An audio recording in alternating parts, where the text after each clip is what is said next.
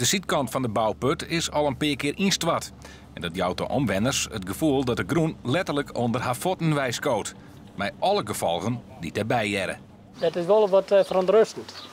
4 weken alleen kon ik de vinger hier er net tussen krijgen. En de nagel net. En nou wel. Dus dat kan net samen gebeuren al, ja. En ik heb meerdere scoortjes dat ik wel zeggen dat er echt werking in zit.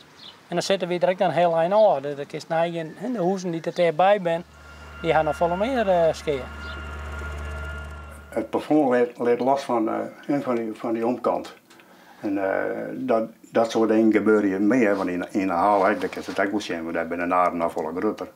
Want ze komen erop achter dat het zon gewoon doorrent. Dus en hoe verder dat het komt, schouw de hoezen daar blijft ook mee. Nevens de provincie valt de zijkant naar onder omdat de ondergrond instabiel is. Dat komt door een waterbannen, een wel in de boeien van de bouwput. Op het stuit ben ze dwaande een daamwand te bouwen. Dat zorgt voor een stukje stabiliteit van het taluutsisme, van de skierenkant. Hier je dat net het waar maken?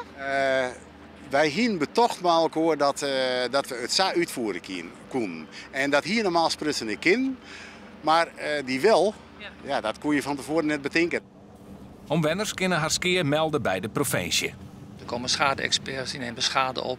En er wordt in beeld gebracht wat de schade is, wat het gaat kosten. In overleg met de bewoners wordt die schade afgehandeld.